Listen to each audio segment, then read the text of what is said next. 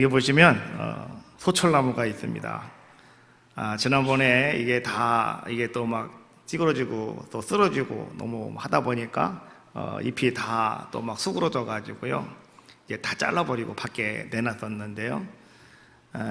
우리 장하정 권사님께서 저거를 사오셨어요.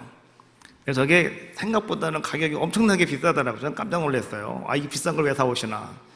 근데 저게 꼭 하나 여기 있었으면 좋겠다고 이거를 굳이 사겠다고 하셔서 하는 수 없이 그럼 사오세요 그래가지고 저거를 갖다 놨는데요. 한 석 달, 넉 달 지나면 잎이 밑으로 노랗게 변해지고 사그러지더라고요. 이거 비싼 게 이거 소용없구나 그랬는데요. 이거를 다 잘라서 밖에 내놔서 우리 김인석 장로님께서 애지중지 잘 키워가고 다시 갖다 놨습니다. 세 번째입니다. 세 번째 지금 세 번째 갖다 놓으셨어요. 그래서 사오신 분도 귀하고 또 관리하시는 분도 귀하더라고요. 가만히 보니까 그렇지 않으면 저거 그냥 갖다가 버렸을 텐데 이렇게 세 번씩이나. 그래서 오늘 제가 다시 이거를 집어두라고 그랬어요. 가만히 바라보니까 여러분 얼마나 귀하고 아름답고 멋있습니까? 다 끝났는 줄 알았는데 다시 저렇게 살아나네요. 하나님의 은혜입니다. 오늘 여러분들의 삶 속에서도 여러분들이 지금까지 가지고 있는 나는 틀렸나 보다, 안 되는가 보다 생각하고 있는 것들이 저거 바라보시면서 십자가 앞에 저 소처를 바라보시면서 나도 다시 살아날 수가 있다, 나도 다시 일어날 수가 있다 고백하는 귀한 시간 되시기를 주님의 이름으로 축복합니다. 이게 은혜였으니까 우리 장하정 권사님께 또 우리 김윤섭 장로님께 박수 한번 치겠습니다.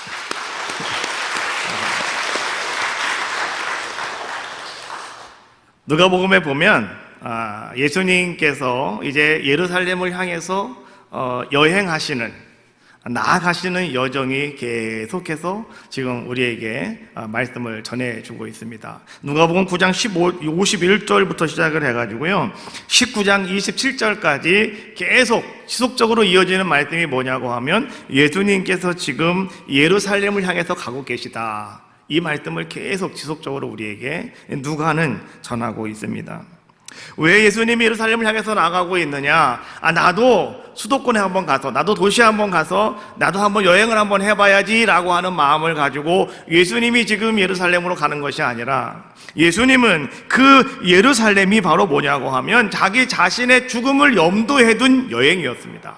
그리고 예수님께서는 이제 죽음과 순환, 이것으로 이어지는 그 예루살렘을 향해서 오늘도 주님은 변함없이 그 길을 걸어가고 계시는 모습을 누가는 계속 지금 그것을 여러분들에게 조명해 주고 계시는 거죠. 오늘 11절에 있는 말씀도 예수께서 예루살렘으로 가실 때에 라고 이렇게 말씀이 시작이 되고 있잖아요. 예수님은 지금도 예루살렘을 향해서 가고 계시다라고 하는 것을 지금 이야기해 주고 있는 겁니다. 자, 그런데 오늘 여기 말씀해 보면 가실 때에 사마리아와 갈릴리 사이로 지나가시다가 라고 이런 말씀이 나와요. 자, 한번 간단하게 잠깐 설명을 한번 여러분들이 이해가 되실 것 같아서 간단하게 한번 설명을 한번 하겠습니다.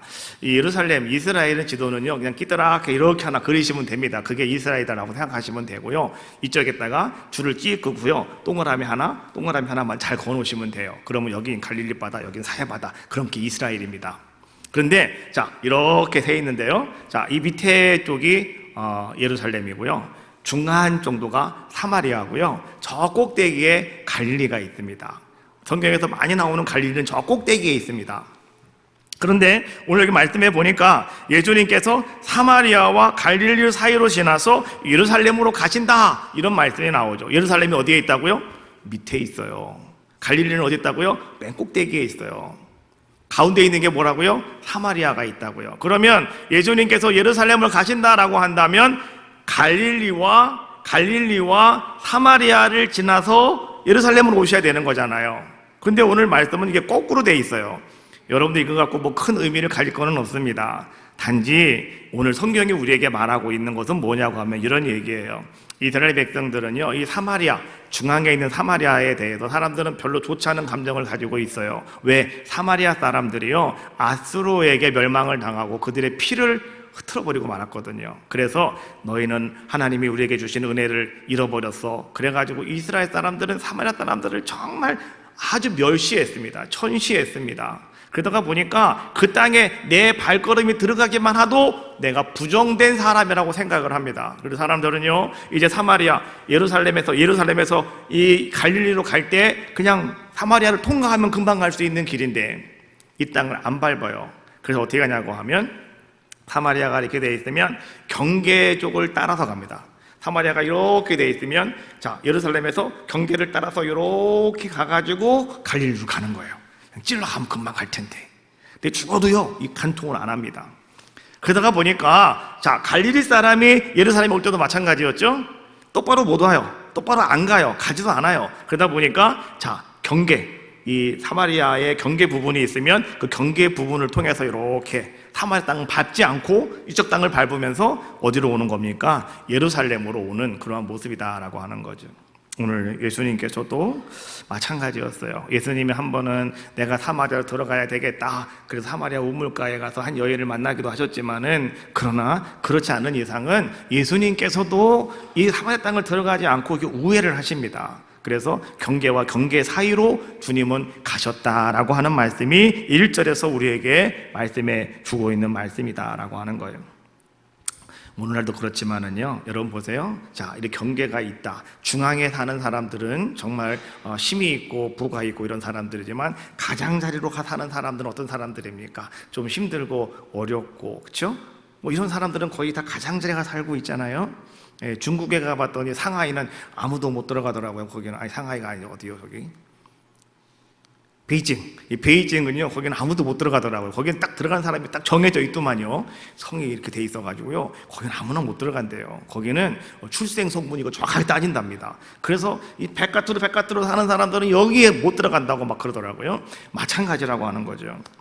그런데 이 경계 라인에는 누가 살고 있었냐고 하면, 이 도시 중앙에서 살지 못하는 사람들, 쫓겨난 사람들, 어려운 사람들, 뭐 이런 사람들이 다 사이드 쪽에 나가가지고 이 경계 주변에 사는 그러한 모습이었다라고 하는 거죠. 특별히 거기에는 또 누가 살았냐고 하면, 나병 환자들이 이제 그쪽에 살았습니다. 이들은 도시에 살 수 없었기 때문에 바깥으로 쫓겨난 사람들의 모습이었고, 갈 데가 없다가 보니까 그 경계 지역에서 그들은 이제 살고, 보니까 모여서 살고 있는 그런 모습이었다라고 하는 것이죠.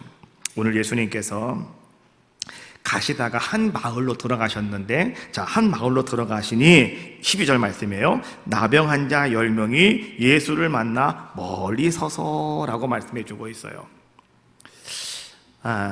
문둥병, 나병 환자라고 말하는 것이 바로 문둥병을 이야기하는데요. 여러분이 문둥병은요, 만성 전염병 중에 하나로서 그 특징이 뭐냐고 하면, 몸속의 세균의 활동으로 말미암아서 눈썹, 뺨, 코, 귀 이런 데 결절이 생기고, 그 다음에 손과 발의 경우에는 병균이 관절을 녹여가지고 손가락, 발가락이 떨어져 나가게 하고, 그 다음에 피부에는 탈색되어지는 반점이 생기고, 그 다음에 이 피부가 다 뭉그러져가지고 말이죠, 뾰족한 바늘로 찍어도 그 사람들이 전혀 통증을 느끼지 못하는, 그러니까 살아있기는 살아있지만 완전히 뭐 감각도 사라지고, 몸의 여기저기가 다 뭐 녹아서 뼈도 빠지고, 발가락도 빠지고, 막 이런, 어찌 보면 상당히 참 무시무시한 뭐 이러한 그런 모습을 가지고 살아가는 사람들이 누구였냐고 하면 바로 나병 환자, 문둥병이었다라고 하는 겁니다. 이 사람들은 율법에 다 철저하게, 이 사람들은 관리하고 있는 그런 사람들 중에 한 사람이었어요. 그래서 그들은 율법에 나타난 대로 율법을 따라 처신하며 살아가는 자들의 모습이었다라고 하는 거죠. 율법이 뭐였냐고 하면, 레위기 13장 45절로 46절 말씀해 보니까 이렇게 말씀해 주고 있어요. 나병 환자는 옷을 찢고 머리를 풀며 윗입술을 가리고 위치기를 부정하다 할 것이요, 병 있는 날 동안은 늘 부정할 것이라. 그가 부정한즉 혼자 살되 진영 밖에서 살지니라. 네 가지를 이야기합니다. 첫 번째 뭐냐? 옷을 찢고 머리를 풀어 헤쳐라. 이것은 어떤 모습이냐고 하면 지극히 슬픔과 애통을 표현하고 있는 히브리적인 방법이었습니다. 그래서 오늘 이런 사람들은 말이죠, 자기 자신이 나는 죽은 사람입니다 라고 하는 것을 표현하는 게 바로 그런 거였어요. 어떤 거라고요? 옷을 찢어버리고 머리를 풀어 헤치는 거.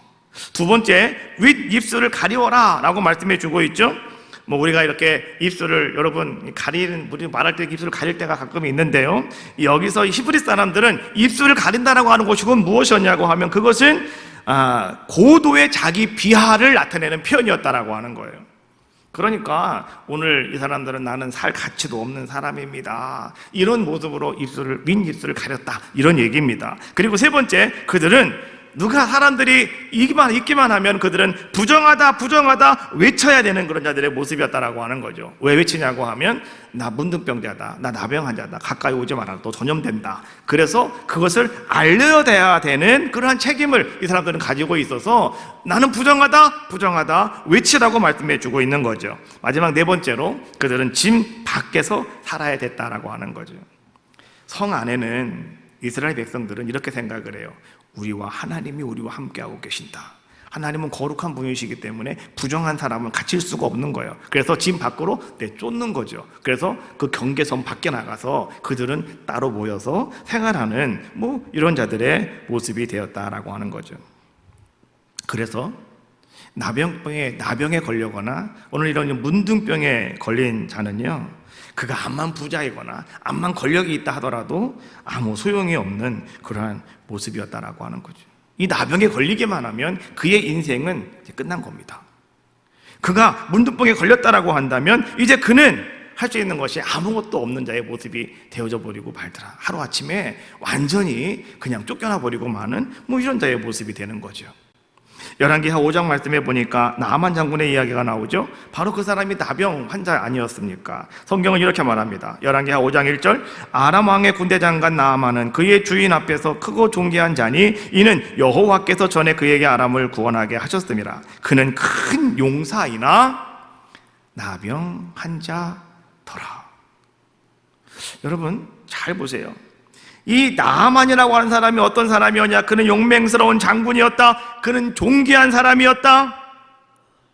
그런데 결론, 마지막 한마디가 오늘 이 모든 것들을 다 덮어버리고 말아요. 그는 누구였다고요? 나병 환자더라. 존귀한 것도 필요 없는 거고 용맹한 것도 필요 없다는 거예요. 이제는요. 전에는 그랬지 몰라도 지금은 아무것도 아니다. 지금은 이제 쫓겨날 수밖에 없는 사람이었고 온몸에 그냥 진물이 흐르고 고통 속에서 괴물처럼 바뀌어져 가고 있는 그런 자의 모습이었다라고 하는 것을 이야기해 주고 있는 거죠. 그래서 이 나병에 들었다라고 한다면 부자나 권력 있는 사람이나 어떤 사람이나 다 소용없다라고 하는 거죠. 나병에 걸린 사람들은요, 그래서 그들은 이제 어떻게 살아가야 되느냐, 그들은 전적으로 누군가에게 구걸하여서 얻어먹고 살아갈 수밖에 없는, 그것이 바로 오늘 나병 환자들이 가질 수밖에 없는 모습이었다라고 하는 겁니다. 그들은 마을에 들어갈 수가 없다 보니까 어떤 자들의 모습이었습니까? 이제 마을 들어가는 입구에 멀찍이 떨어져서, 사람들 앞에 가까이 갈 수가 없잖아요. 그러니까 멀찍이 떨어져서 사람들이 지나가면 그 사람들을 향해서 그들은 막 소리를 지릅니다. 뭐라고 소리를 지를까요? 우리를 불쌍히 여겨주세요. 우리를 불쌍히 여겨달라고. 막 그들은요, 사람들이 이렇게 마을로 들어가면 그들은 그 멀찍이 서가지고요, 그렇게 막 소리를 지르면서 자기들에게 도움을 청하는 그런 자들의 모습이었다라고 하는 거죠. 특별히 왕래가 많은, 왕래가 빈번한 그러한 마을일수록 오늘 우리를 불쌍히 여겨달라고 소리치는 그 외침 소리가 종종 자주 들리는 그러한 소리였다라고 하는 것이죠. 오늘 마찬가지로 예수님께서도 이제는 한 마을, 경계 사이로 해서 한 마을로 들어가시는데, 그런데 나병 환자들이 거기서 오늘 예수님을 만나게 되었고, 그들은 쫙 보니 저분이 예수님이라고 하는 것을 어떻게 알았는가 봐요. 그래서 예수님을 향해서 그들은 어떻게 하는 겁니까? 멀리 서서, 12절 말씀, 마지막 절 말씀에 나오죠? 멀리 서서, 가까이 가면 안 되는 거예요. 멀리 서서 그들은 예수님께 소리 질렀다는 거예요. 뭐라고요?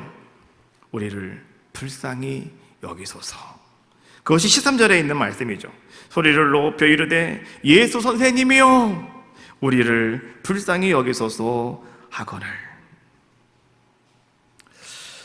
아마도 이들은 지나가는 사람들을 향해서는 항상 그렇게 외치는 사람들이었습니다.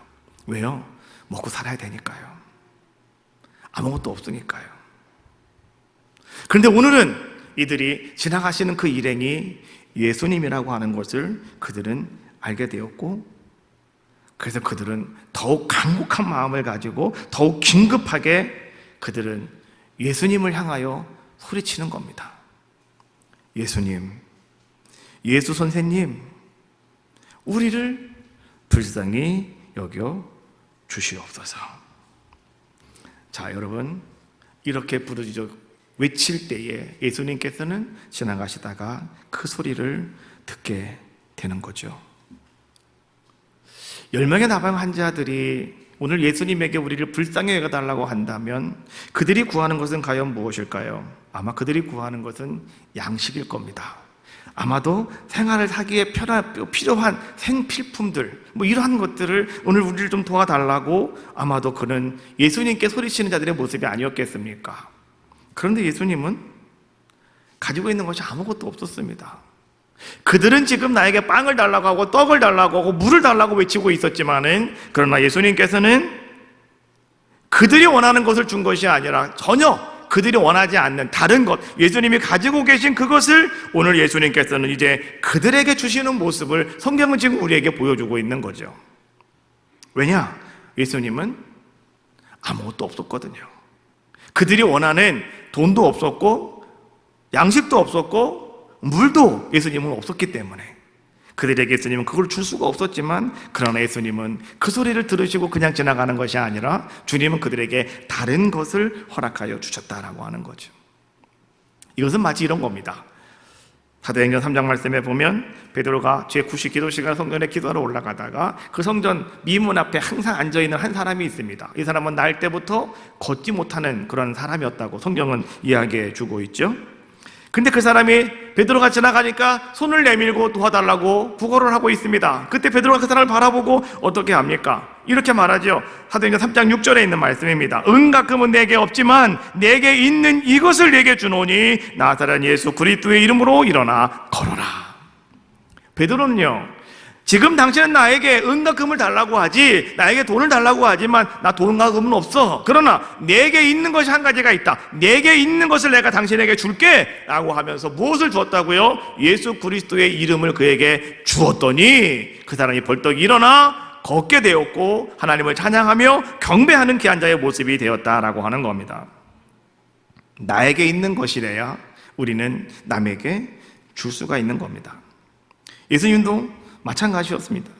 예수님에게 있는 그것을 예수님은 그들에게 주실 수가 있었는데, 그것은 바로 무엇이었느냐? 다른 것이 아니라 오늘 이 10명의 나병 환자들에게 주님이 주시는 것은 너희가 깨끗하게 고침받았다라고 하는 치유를 오늘 예수님은 그들에게 허락하여 주셨다는 거예요.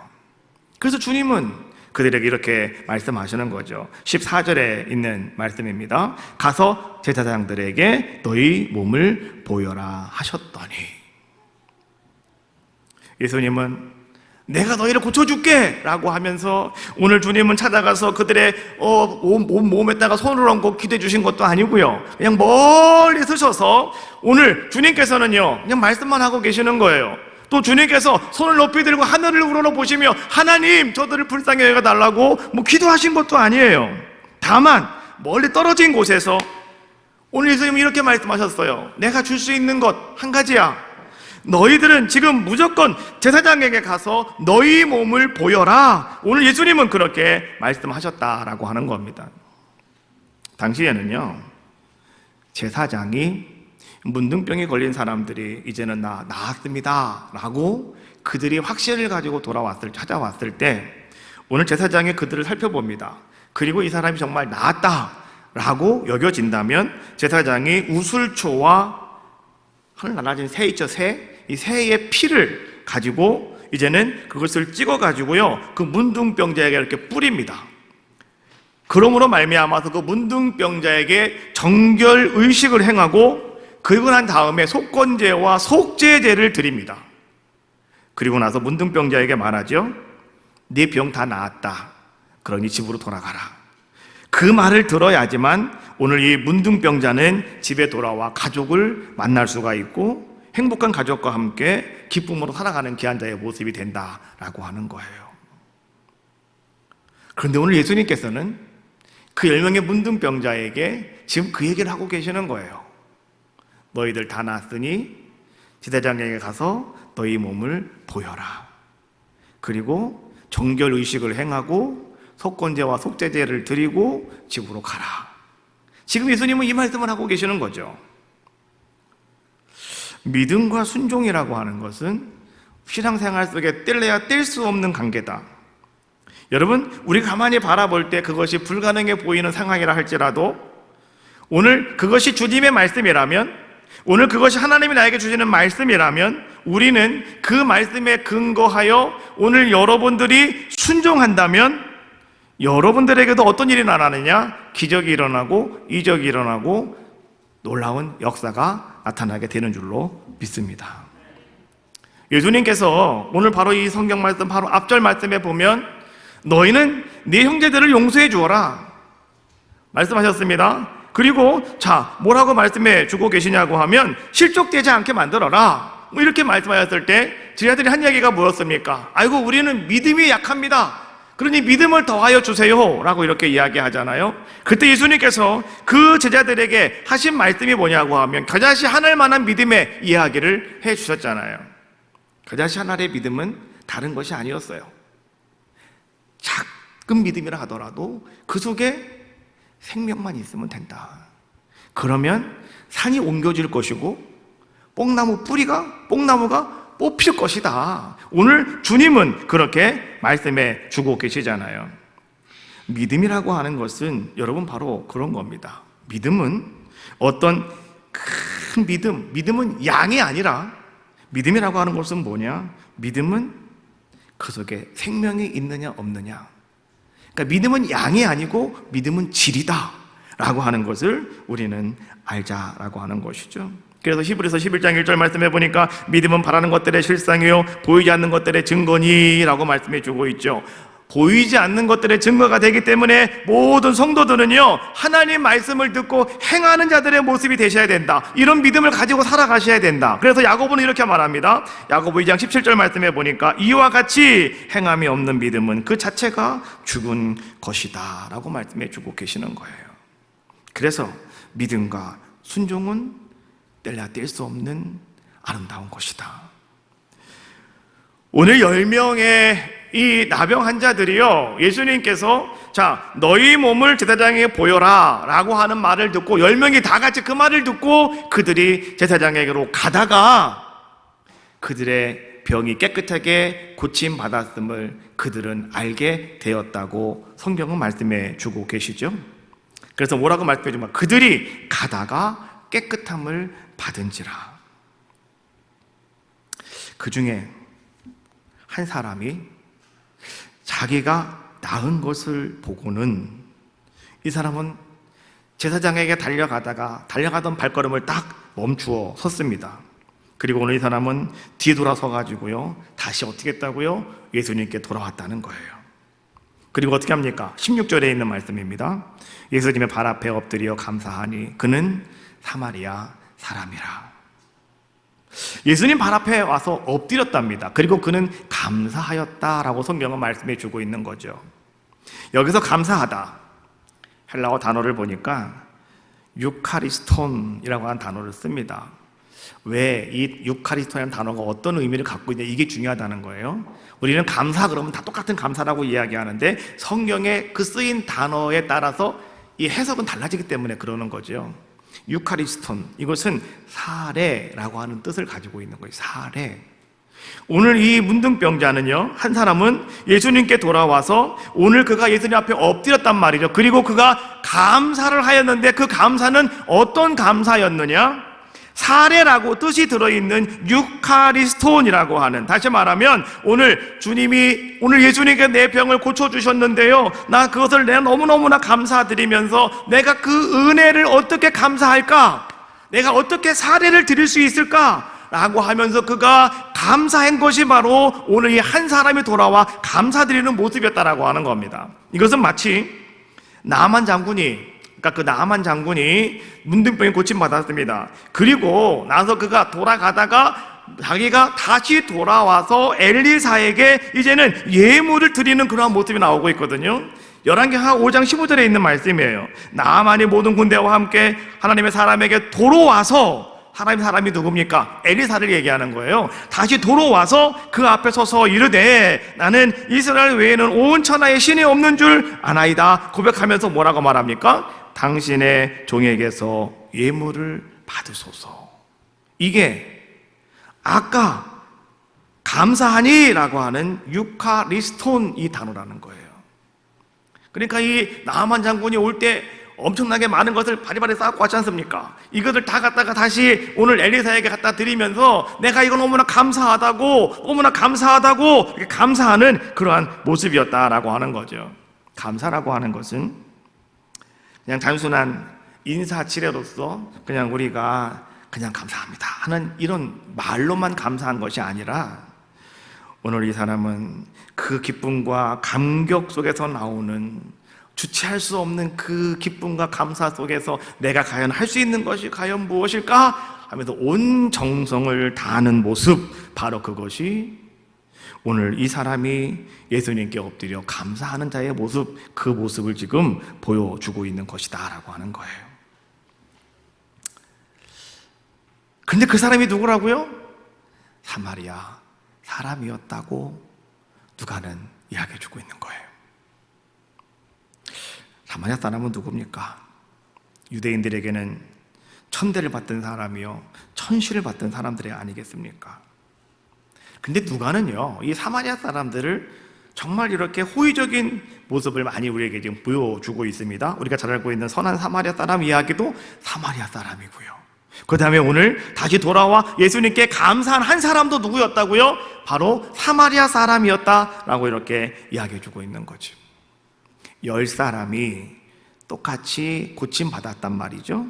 근데 그 10사람 중에 9사람은 그럼 누구를 지칭하고 있는 것일까요? 한 사람이 사마리아 사람이었다면 나머지는 모두 다 성경에 말하고 있지는 않지만 아마 그들은 다 유대인들이라고 성경에 딱 얘기는 하지 않아도 그냥 우리에게 그렇게 알려주고 있는 모습이 아닌가 생각이 들어요.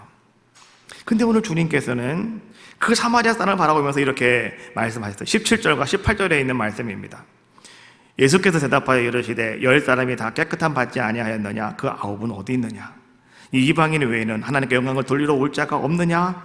하시고, 오늘 예수님께서는요, 질문을 통해서 예수님께서 오늘 이 시간 우리들에게 하시고자 하시는 말씀을 전하고 계시는 거예요. 첫 번째는 어떤 질문이라고 하면 10명이 모두 다 치유함 받지 않았느냐? 10명이 다 같이 고침받지 않았느냐? 10사람이 고침받았다라고 하는 것은 여러분 마치 무엇과 같냐면 이런 것과 같은 거예요. 자, 오늘도 아침에 6시에 해가 떠올라서 이제 온 천지에 해가 비치고 있어요. 오늘 좀 비가 와서 해가 보이지 않지만, 그러나 햇빛이 쨍쨍 찌면은요, 그 밑에 있는 모든 사람들은 다 똑같이 햇빛을 받습니다. 악한 사람이건 추한 사람이건 나쁜 사람이건 좋은 사람이건 선한 사람이건 다 똑같이 누구나 그 햇빛을 받고 그들은 살아간다라고 하는 겁니다. 어떤 자격이 필요 없습니다. 자격에 상관없이 모두가 다 같이 그냥 다 하나님이 주시는 그 내려 쬐어주시는 햇빛을 받으면서 그들은 어떤 삶을 살아갑니까? 다들 나름 아름다운 열매를 맺으며 살아가는 그런 아름다운 모습이더라라고 하는 거죠. 우리가 은혜라고 하는 말을 많이 하는데, 은혜라고 하는 것이 뭐냐? 은혜가 바로 그겁니다. 세상에 존재하는 모든 것에 대해서 차별 없이 하나님께서 누구에게나 다 내려주시는 선물, 이것이 바로 은혜다라고 이렇게 말하죠. 하나님의 사랑은 믿음이 있는 사람에게만 더 주어지는 것도 아니고요, 착하게 사는 착한 사람에게만 하나님의 사랑이 더 많이 주어지는 것도 아니다. 하나님의 사랑은 누구에게 다 똑같이 공급되어지는 것이 하나님의 사랑이다. 마치 해가 떠올라서 그 태양을 바라보는 사람은 다 똑같이 그 태양빛을 받는 것처럼 오늘 하나님의 은혜는 바로 그런 것이다 라고 하는 겁니다. 그런데요, 오늘 예수님께서는 이렇게 물으시는 거예요. 10명이 다 고침받지 않았느냐? 그런데 왜 너 혼자 왔니? 라고 하는 말씀이죠. 9명은 어디에 있느냐? 주님 말씀해 주고 계시는 거예요. 여러분이 이야기를 조금 바꿔서 한번 생각해 봅시다. 만약에 10명의 나병 환자가 있었는데 그 중에 딱 3명만 고침받았다고 한번 생각해 봅시다. 3명만 고침받았다. 그러면 이 3사람은 뛰어가다가 자기들의 병이 깨끗하게 싹 고침받은 것을 느꼈을 때 그들은 어떻게 했을까요? 세상에 뛰어갔을까요?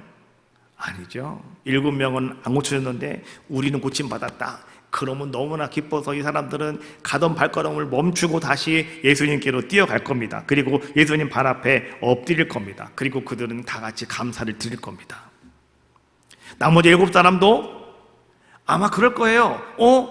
우리는 왜 안 낫지?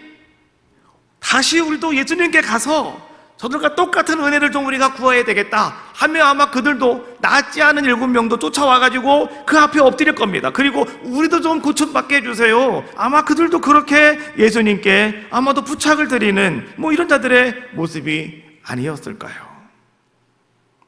그런데 문제는 뭐였냐고 하면 단 한 사람을 제외하고 9명의 사람들은 돌아오지 않았다라고 하는 겁니다. 그들은 갔다는 겁니다. 와서 다시 예수님 앞에 엎드려 감사하지 못하는 자들의 모습이었다라고 하는 거죠. 왜 한 명을 제외하고는 돌아오지 않았을까? 과연 이유가 무엇이었을까? 왜 한 사람만 감사했을까? 왜 9사람은 돌아와서 감사하지 못했을까? 이유가 과연 무엇일까라고 하는 거죠. 저는 이 말씀을 준비하면서요, 제가 이제 자료들을 좀 찾아보려고 여기저기 막 그냥 뒤웃뒤웃거렸습니다. 그러다가 이제 동영상 하나를 보게 되었는데, 어떤 분이 요 부분을 가지고 이렇게 하는데 막 조회수가 엄청나게 많은 거예요. 몇천 명이 막 그걸 봤어요. 그래서 야, 이분은 무슨 얘기를 했길래 사람들이 이렇게 많이 봤는가 딱 들어갔다 해가지고 그걸 봤거든요. 그랬더니 이분은 이렇게 얘기하는 거예요. 4분 정도 얘기를 하는데 이렇게 얘기하더라고요. 사마리아 사람은 그 당시에 천시받고 멸시받는 사람이었기 때문에 제사장을 만나려고 뛰어가도 제사장 만나주지도 않는다. 그래서 이 사람은 제사장에 갈 필요가 없다. 그래서 갈 데가 없어서 다시 예수님께 간 거다. 그리고 9사람은 제사장에 자기 몸을 보여야 되기 때문에 난 낫다라고 하는 것을 도장을 땅 찍어야 되기 때문에 그 사람들은 간 거다. 이렇게 이야기를 하더라고요. 근데 그게 몇천 명이 그걸 보고 앉아있어요. 그래서 거기다 내가 이게 뭡니까? 하고 쓰려고 그랬더니 글 쓰는 거 다 막아놨어요. 아무것도 못 써. 그냥 보기만 하래. 그래서 제가 그거 아닌데. 그쵸? 그거 아닌데. 이렇게 또 해석하는 분도 있더라고요. 근데 그거 아니거든요. 그러면 저는 가만히 생각을 해보았습니다. 왜 한 사람만 예수님께 돌아가고 9사람은 그냥 글로 뛰어갔을까? 무엇 때문에 그랬을까? 제가 가만히 생각을 해보니 이유는 한 가지였어요. 10사람 모두가 다 치유함 받았다라고 하는 것 때문에 그런 겁니다. 아까 얘기한 것처럼 그 중에 몇 사람만 받았다면 아마 그들은 말하지 않아서 뛰어왔을 겁니다. 그리고 엎드렸을 겁니다. 근데 10사람이 똑같이 다 치료함 받았기 때문에 그 10사람이 다 같이 생각하는 것이 뭐냐고 하면 우리 모두에게 주어진 것에 대해서는 모든 게 다 평범한 겁니다. 모든 것이 다 당연한 것으로 우리들은 간주해버리기 때문에 그렇다라고 하는 거죠. 태양이 뜨고 빛이 비추는 것, 그 당연한 겁니다. 이거는요, 여러분, 이거는 평범한 겁니다. 어떤 특별한 것이 절대 아니다. 이런 얘기 아니겠어요? 오늘 혹 여러분들의 모습 가운데서도 그런 모습이 없는지 한번 우리는 잘 살펴보자라고 하는 겁니다. 당연한 것이 아닙니다. 절대로 당연한 것이 아닙니다. 하나님의 은혜이다라고 하는 사실을 우리는 분명히 고백하자라고 하는 겁니다. 9은 어디 있느냐? 이 말씀은요, 어떤 말씀인지 아십니까? 하나님께서 에덴 동산에서 아담이 숨어버렸습니다. 왜? 죄 짓고요. 그래서 하나님 뭐라고 말씀하십니까? 창세기 3장 9절 말씀해 보니까 아담아 네가 어디 있느냐? 하나님이 아담을 부르시면서 네가 어디 있느냐? 물으실 때 네가 어디 있느냐라고 하는 그 말씀과 9은 어디 있느냐라고 하는 말씀은 똑같은 말씀이라는 거예요. 하나님이 아담을 찾으실 때 말씀은 여러분 어떤 의미인지 아십니까?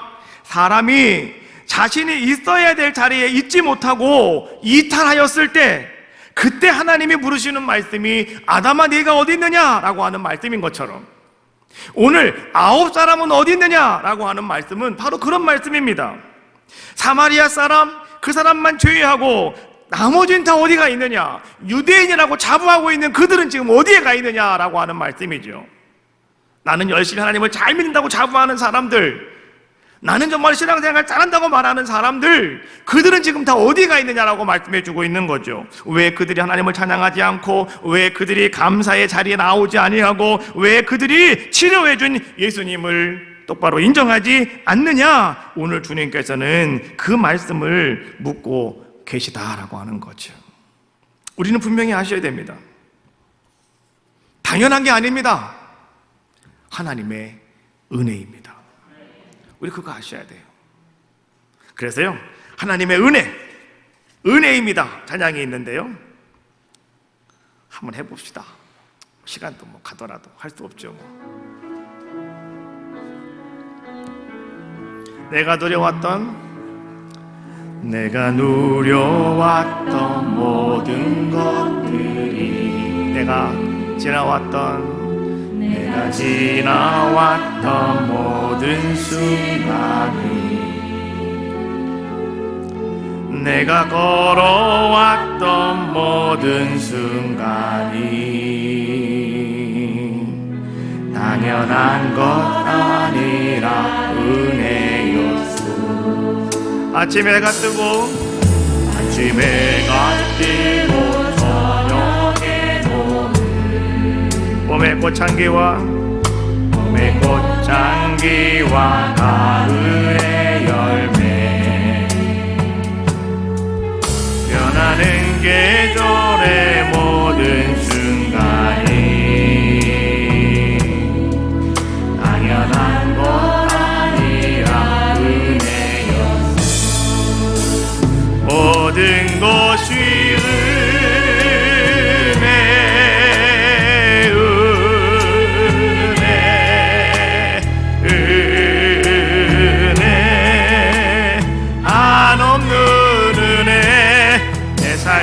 당연한 것 하나도 없었던 것을, 모든 것이 은혜였소. 할렐루야. 우린 분명히 아셔야 됩니다. 모든 것이 당연한 것이 아니라고요. 그 모든 하나님의 은혜였음을 우리는 분명히 알자라고 하는 거예요. 그래서 오늘 주님은 부르시는 거예요. 여러분들에게 부르시는 거예요. 그 9은 어디에 있느냐고 주님은 묻고 계시는 거죠.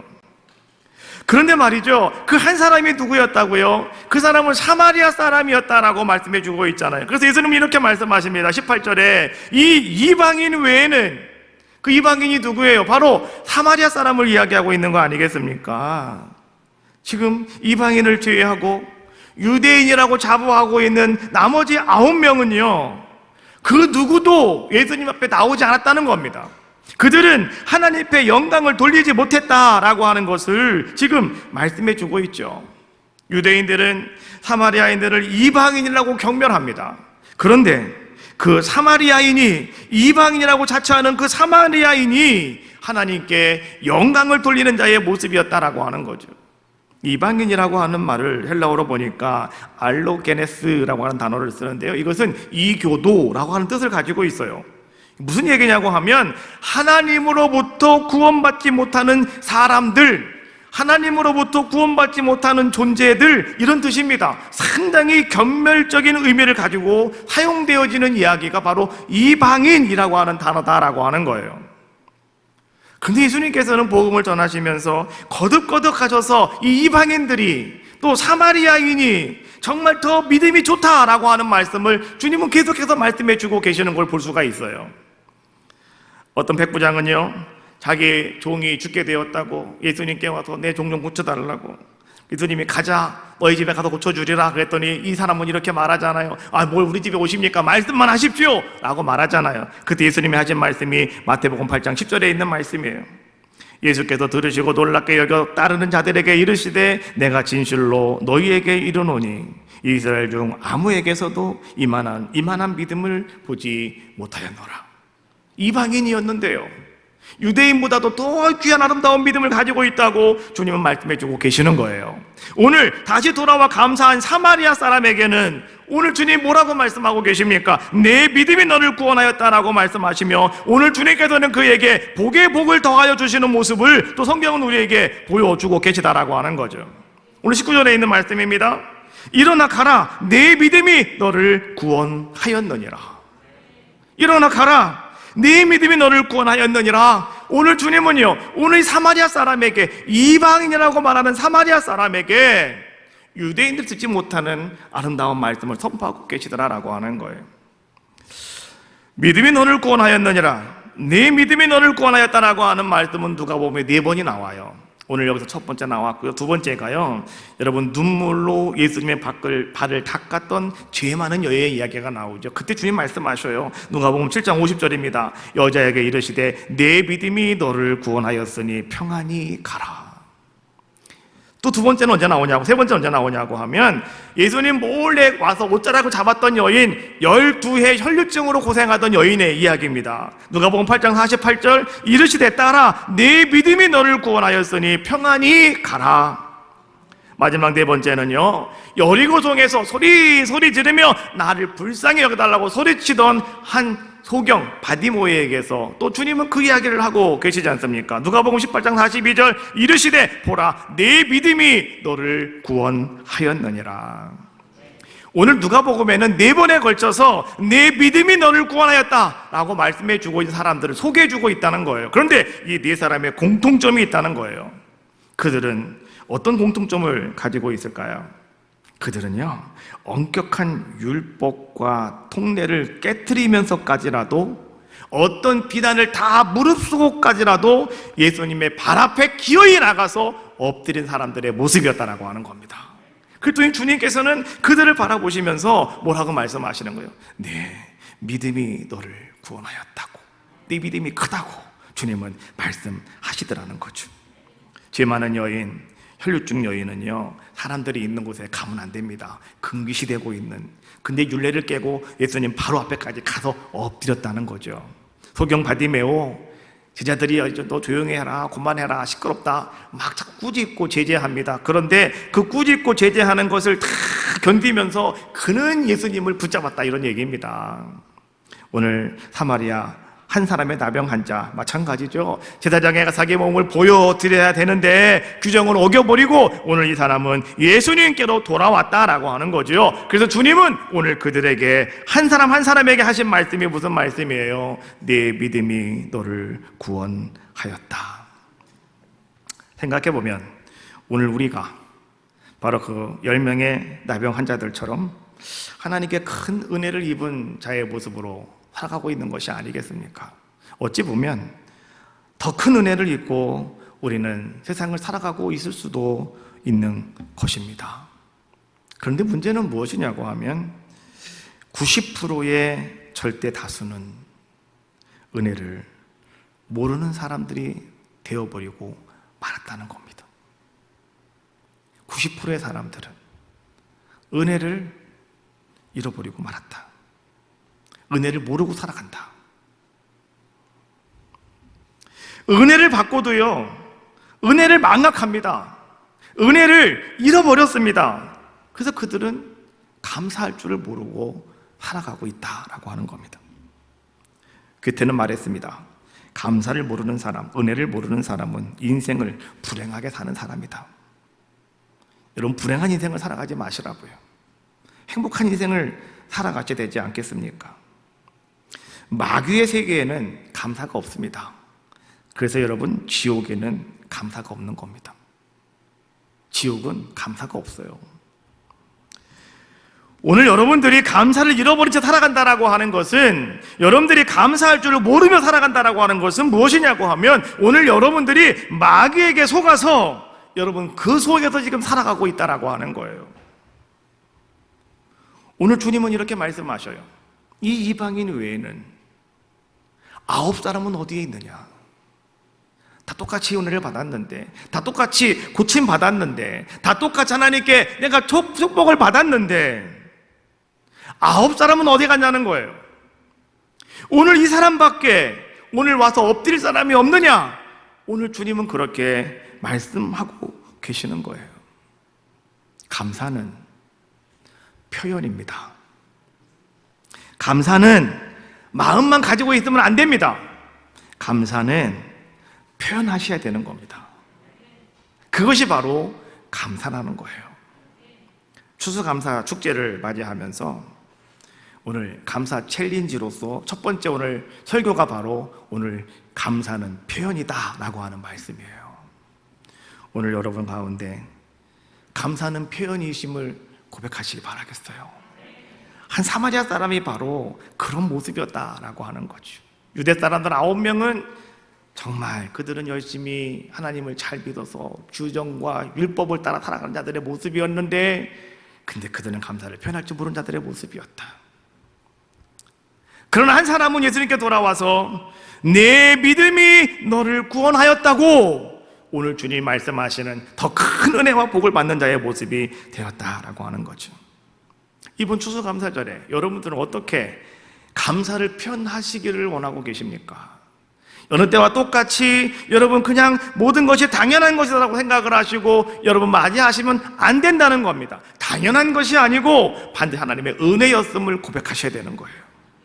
어떤 표현을 내가 하나님께 감사의 표현을 고백할 수가 있을까? 여러분 고민하십시오. 그리고 여러분 감사는 표현입니다. 표현하시면 되는 겁니다.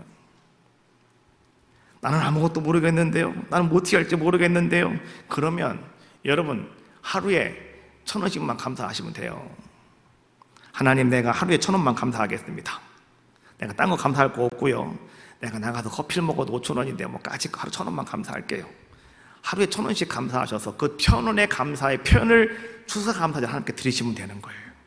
그럼 1년 내내 나는 하나님을 잃어버리지 않고 내가 이렇게 살아왔습니다 고백하는 우리들의 모습이 되지 않겠습니까?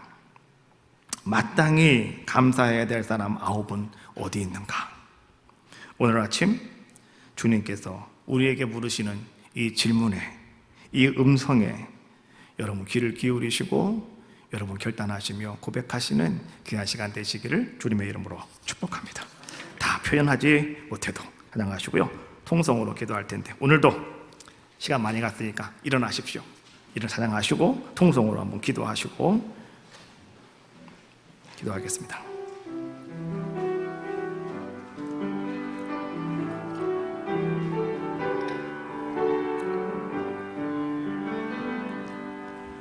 다 표현 못해도 나 표현하리라.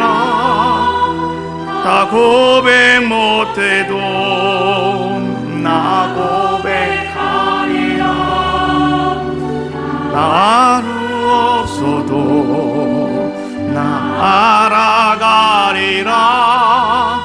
나 닮지 못해도 나 닮아가리라. 그 사랑 얼마나 아름다운지, 그 사랑 얼마나 날 부욕게 하는지, 그 사랑 얼마나 크고 놀라운지를, 그 사랑 얼마나 나를 감격하게 하네. 다시 한번 그 사랑, 그 사랑 얼마나 아름다운지, 그 사랑 얼마나 날 부욕게 하는지, 그 사랑 얼마나 크고 놀라운지를, 그 사랑 얼마나 나를 감격하게 내 영혼이 은총 입어